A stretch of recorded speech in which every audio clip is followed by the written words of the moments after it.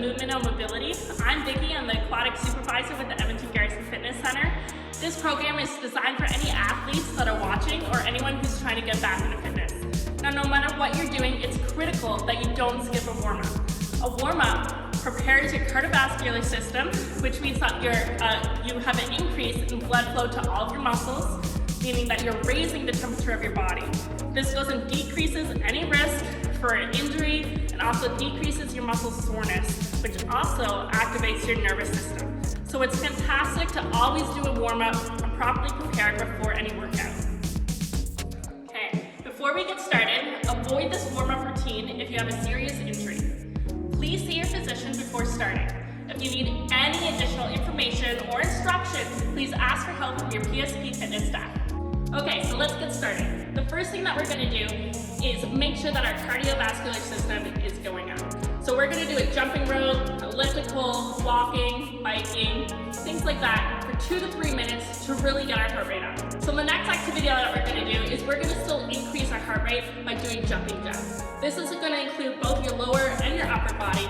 If you can't do full jumping jacks, don't be worried. You can also do step outs. Ready? Let's go.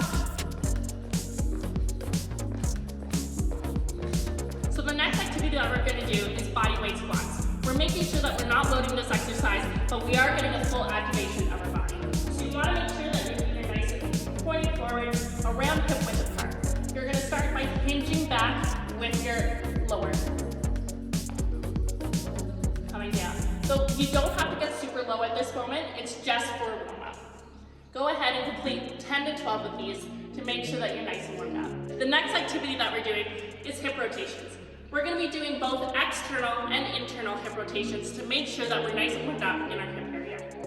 So how to do this, you're going to come up, bring one knee up, and turn out. Then you can take a step forward and go ahead with the other leg. Now, to do the opposite is very simple. We're going to bring our leg out first and in, making sure that we also go ahead and warm up our adductors. Perfect. Now we're going to get into inchworms. So inchworms are a great way to go ahead and warm up our upper body as well as our core. So what you're going to do is you're actually going to start by putting your feet on the ground and walking yourself out. After you get into an upper plank position, you're going to now walk your feet in until you can anymore. Then you're going to continue by walking your feet forward. Make sure to do this at least 5 times, if not 10. The next exercise that we're going to do is the world's greatest stretch. This is a great exercise to really go ahead and open up your T-spine and still activate your legs. So, you're going to take a nice big lunge forward. The back leg is going to be mostly straight. You're going to place both hands by the inside of that placed foot. The next thing that you're going to do is turn towards that knee. You can hold this for a couple of seconds, place your hand down, and walk through. We're going to repeat this with the opposite leg. Going in, both hands, placing on the ground, and turning towards that opposite knee. Good. Try to do at least 5 on each side to really get a good warm-up. The next activity that we're going to do is high knees. Again, we want our heart rate to go up during this warm-up. So make sure that you're setting a good pace.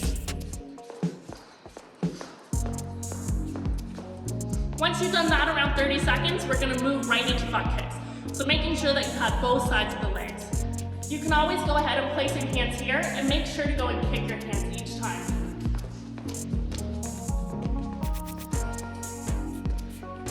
Now the last exercise that we're going to do are shoulder W's. These are very important to go and activate your upper body and mostly the muscles in between your shoulder blades to make sure that you have great stability. So you're going to slightly hinge forward, have your hands in front of you facing each other, and then you're going to squeeze your shoulder blades together. Go ahead and do 5 to 10 of these. Fantastic. Now moderation is key to any warm-up. You want to make sure that you're getting your full body to really warm up, get that heart rate going. Make sure that you're not doing too many reps of each exercise because you don't want to fatigue your body.